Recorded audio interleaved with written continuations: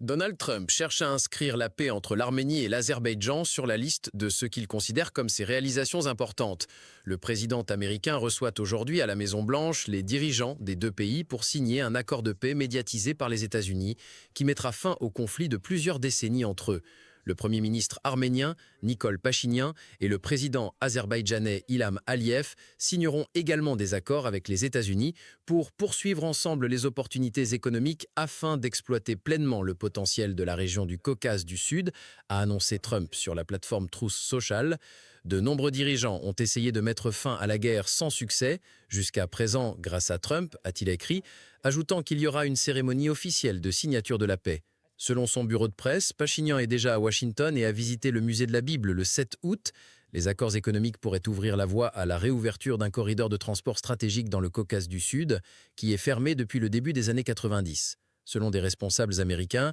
cités dans des rapports médiatiques sous condition d'anonymat, les accords donneraient aux États-Unis le droit de louer le développement du corridor de Zangezur et le nommeraient « Route Trump pour la paix et la prospérité internationale ». Ce corridor relierait l'Azerbaïdjan à sa région du Nakhichevan, qui est séparée du reste du pays par une bande de 32 km de territoire arménien et inclurait à l'avenir une ligne de chemin de fer, des pipelines pour le pétrole et le gaz, ainsi que des lignes de fibre optique permettant la circulation des marchandises et plus tard des personnes. L'accord ne prévoit pas que les États-Unis financent la construction du corridor de transit, mais appelle les entreprises privées à le développer. L'Arménie et l'Azerbaïdjan ont mené deux grandes guerres pour la région connue sous le nom de Haut-Karabakh depuis la déclaration d'indépendance après la dissolution de l'Union soviétique en 1991.